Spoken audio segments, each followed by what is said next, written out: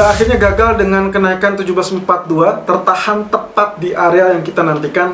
Dan ini mengisyaratkan bahwasanya untuk kenaikan sendiri masih kurang trigger ataupun kurang tenaga. Tapi kalau Anda perhatikan penurunan di bawah zona 1725 sampai saat ini berada di 1723, tercatat mungkin bukan sebagai teritori yang cukup bagus juga. Karena kalau misalkan kita lihat, dia langsung terpantul kembali sampai zona 1734. Sampai saat ini memang dia berada di teritori tengah 1730, 1731. Nah, yang jadi pertanyaan, apakah kita memang nantinya akan switch strategi kita menjadi area buy kembali atau tidak? Kami sudah siapkan rangkumannya dan juga penjelasannya terkait dengan teknikal untuk hari ini. Nah, tapi ada hal yang cukup menarik dari pola pergerakan kemarin, di mana emas sempat naik lalu kemudian turun, tapi juga hal tersebut justru diikuti dengan treasury yield. Jadi, kali ini kita melihatnya justru kebalikannya. Treasury yield yang mengalami penurunan, lalu kemudian emas ikut mengalami penurunan, sementara dolar justru mengalami penguatan. Dan itu pula yang kami lihat dari pasar obligasi atau treasury bond. Ya, sesuai dengan grafik yang sempat kita kupas, ketiga grafik tersebut mengisyaratkan pergerakan yang persis sama dengan areal-areal atau teritori yang kita tandai. Nah, kali ini apakah bisa nantinya dolar lalu kemudian lanjut turun mengalami pelemahan mengikuti treasury yield atau tidak? Yang jelas hal tersebut adalah keadaan yang sangat normal. Tapi untuk sementara waktu ini mungkin saja dolar diincar sebagai zona ataupun currency safe haven. Nah, tapi terkait hal ini kita masih akan mendengarkan testimoni dari bank sentral, yaitu dari Powell ataupun Yellen. Tapi kurang lebih Yellen pun sebetulnya sudah muncul dengan statement terkait dengan pajak. Inilah yang mengakibatkan tekanan terhadap risk asset atau dalam hal ini adalah indeks saham. Kemudian juga angka COVID yang kembali menaik, dan ini ditengarai dengan COVID varian baru di Inggris dan juga Jerman yang akhirnya memaksa mereka untuk melakukan lockdown. Nah, artinya kemungkinan potensi inilah yang mengakibatkan kenapa indeks saham mengalami penurunan. Nah, kalau misalkan seperti itu, kita tinggal nantikan saja saat nantinya investor switch posisinya menjadi safe haven kembali ke dalam bentuk emas. Dan kapan waktunya? Well, nobody knows. Tapi kemudian dari Powell sendiri sudah menegaskan terkait dengan kemungkinan potensi inflasi itu memang akan terjadi di tahun ini, tapi dikategorikan sebagai normal. Dan itu berarti tidak ada kendala yang akan dikhawatirkan atau yang harus dikhawatirkan oleh pasar. Dan Powell kembali menjanjikan bahwasanya mereka tetap akan dalam easy monetary atau kita sebutnya monetary easing. Artinya suku bunga tetap akan dipertahankan rendah, dan mereka belum terpikir terkait dengan perpanjangan ataupun formasi baru dari SLR yang baru saja diumumkan akan expire di tanggal 31 Maret. So, fluktuasi kemungkinan masih akan terjadi, dan emas saya rasa masih akan terjebak kurang lebih di dalam pola-pola yang sama. 1722 atau 1720, kemudian dengan 1742 atau 1740. Jadi kita akan masih lihat mana area yang akan lebih terpacu untuk ditembus. Technical View 24 Maret 2021. Irfan untuk Agrodana. Technical View 24 Maret 2021 jam 12.00 waktu Indonesia bagian Barat. Dan kali ini kita akan terlebih dulu lihat seperti biasa dari Treasury Yield, yang ternyata ini adalah hari kedua berturut-turut dia mengalami penurunan. Oke, saya ingin Anda perhatikan. Di sini saya sudah melakukan coret-coret, dan Anda lihat kemarin kita memprediksikan pergerakan akan mengalami penurunan, lalu kita punya area support ini dan support yang ini ya. Anda cek lagi video sebelumnya di mana saya membentuk area garis ini berdasarkan historical past dari sejak bulan Januari. Oke, kemudian yang terakhir kita sempat update adalah terkait dengan penembusan dari zona support. Kemarin kita memiliki area support itu adalah di bagian ini, lalu kemudian kita terbantu dengan area ini, dan kita akhirnya menyimpulkan ada tendensi terkait dengan descending triangle, dan itu exactly yang terjadi. Kemudian dia sempat turun sampai zona support pertama, persis dengan skenario, kemudian ada pullbacknya ternyata juga tidak terlampau kencang, lalu kemudian dia turun. Nah, ternyata kalau kita ukur lagi ya, area garis biru ini ya, area garis biru ini adalah area yang sama dengan ketinggian dari descending triangle. Jadi yang saya ingin tunjukkan kepada Anda, descending triangle targetnya sudah selesai sebetulnya dari Treasury Yield yang ternyata sampai saat ini mengalami penurunan. Nah, tentunya kita masih akan melihat apakah potensinya masih bisa berlanjut untuk turun lagi apa tidak. Oke, kalau misalkan saya perpanjang bagian ini, saya asumsikan pergerakan dari descending triangle sudah selesai.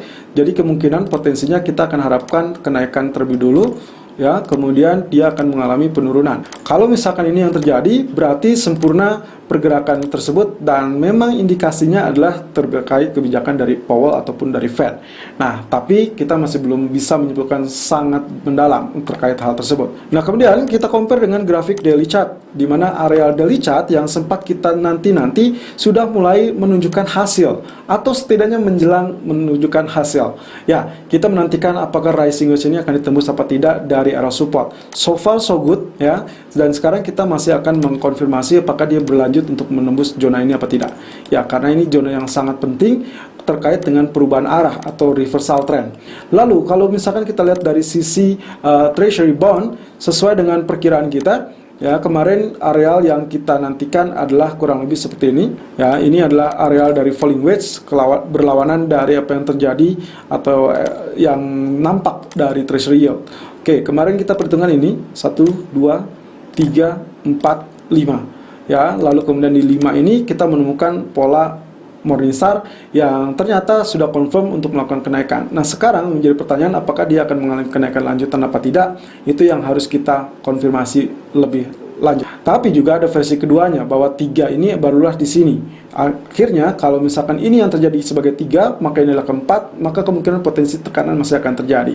Sementara di grafik 1 jam atau H1 yang juga kemarin kita awasi adalah terkait dengan pergerakan dari falling wedge yang ternyata sudah terbentuk.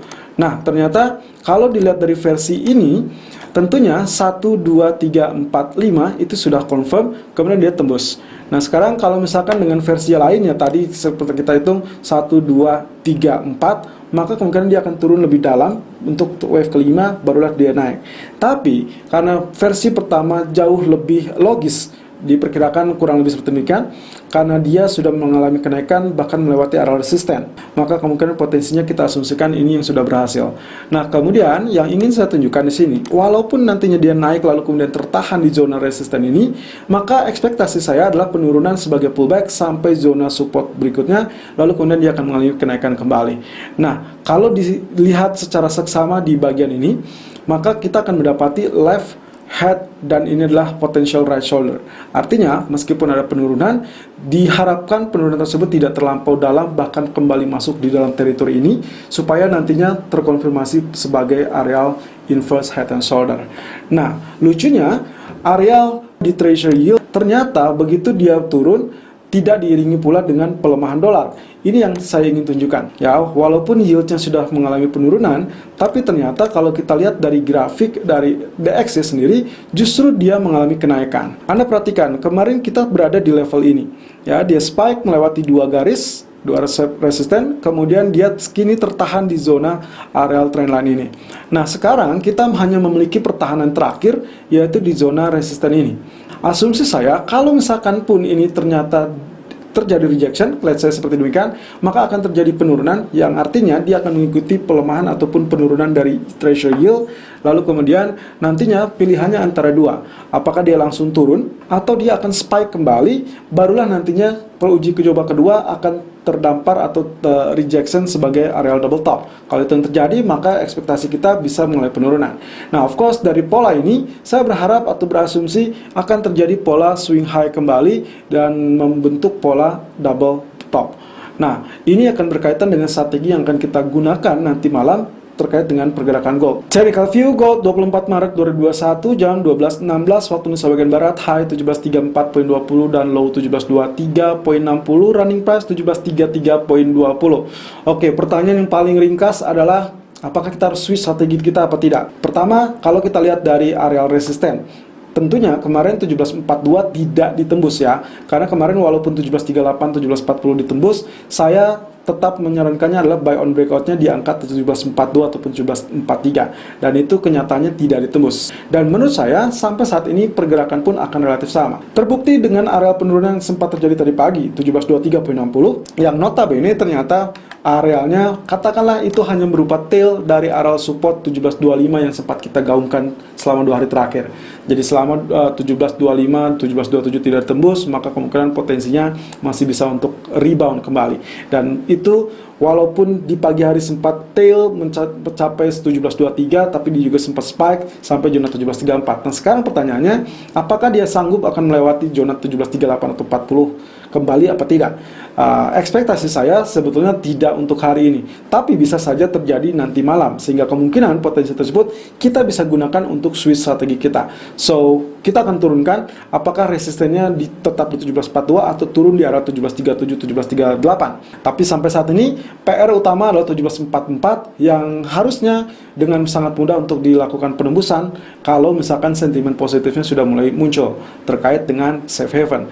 Nah, kemudian area support sendiri kalau misalkan nantinya dia masih tetap tertahan di zona 1720, 1722, maka kemungkinan potensi penurunan kita asumsikan tertunda atau bahkan cancel sama sekali. Dan disitulah letaknya kita akan melakukan switch strategi kita untuk mencari area buy on dip. Nah, kemudian kalau kita lihat dari grafik H4, hitungan kemarin false atau tidak? Well, untuk sementara ini kita asumsikan tertunda, karena mungkin kita sedang melihat potensi pergerakan di bawah trend channel ini bisa saja nantinya akan terjadi false breakout. Artinya apa? Kalau misalkan ini hanya sesaat mengalami penurunan, kemudian nantinya akan spike kembali di dalam atau di atas zona trend channel ini, maka kita asumsikan penurunan yang sebelumnya terjadi sampai pagi ini itu kita sebut dengan sebagai false breakout. Nah, tapi untuk sementara waktu saya asumsikan ini sudah tembus, artinya akan ada perubahan tren, lalu kemudian yang paling normal adalah spike ataupun pullback. Pullbacknya sampai mana? Yang paling normal of course areal ini. Ini adalah di areal 1737 atau 1736. Jadi kemungkinan potensinya kalaupun ini misalkan SL kita disentuh di pagi hari 1735, maka sebaiknya kita akan lihat terlebih dulu apakah 1736, 1737 ini ditembus apa tidak. Kalau ya, maka abaikan untuk melakukan sell ulang. Tapi kalau misalkan di sini terjadi rejection, Anda bisa mengkalibrasi ulang posisi sell Anda di area 1736 ataupun 1738. Nah, kemudian kalau misalkan ternyata penurunan sudah terjadi, maka kemana arealnya? Ya, kemungkinan potensi yang paling jauh adalah 1708 ataupun 1711. Tapi ekspektasi saya penurunan tidak akan jauh dari support pertama kita, kurang lebih di zona 1717 ataupun 1719. Nah, sementara di grafik H1-nya, potensi penurunan kemarin akibat lalai ataupun kegagalan dia melakukan penembusan. Ya, dia sempat spike hanya berupa tail, tapi dia gagal untuk sustain berada di atas zona tersebut. Artinya, bisa saja ini sebagai tail yang false breakout.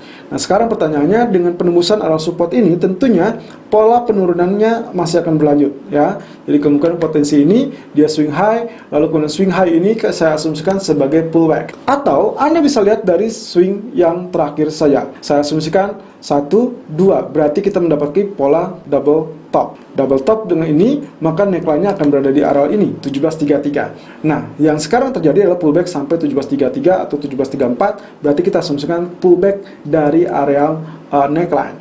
Nah, kalau ini berhasil untuk tertahan, maka kemungkinan potensi garis ini saya pindahkan, ya. Jadi ini adalah neckline-nya. Nah, berarti seharusnya kita melakukan atau masih bisa melakukan sell di area ini dengan asumsi tadi bahwasanya ini adalah double top. Sampai mana? Targetnya kurang lebih kita tarik saja dari ketinggian ini, ya. Jadi kalau misalkan ini area double top, maka target yang akan dicapai atau yang memungkinkan untuk dicapai adalah kurang lebih, ternyata targetnya sebetulnya sudah selesai, teman-teman. Jadi kalau misalkan Anda berpikir ini double top, kita sudah ukur ulang bahwasanya ini sudah selesai. Nah, apakah ini akan terjadi penurunan apa tidak? Ini masih bisa saja untuk terjadi penurunan selama area kuning ini kita asumsikan sebagai strong resistance. So, untuk strategi pertama masih tetap berlaku, dan kita akan lihat apakah di 1725 atau 1727 kita akan switch strategi kita menjadi area buy on dip atau tidak. Tapi yang jelas semua kembali dengan faktor berita ataupun data ekonomi nanti malam, dan juga testimoni dari Powell dan sentimen market tentunya terkait dengan risk aset yang tertekan, berarti otomatis emas akan dituju sebagai aset safe haven, bersanding dengan kemungkinannya adalah dolar sebagai currency safe haven. Selalu dengan stop loss dan risk management sesuai dengan equity dan strategi trading Anda. Irfan untuk Agrodana.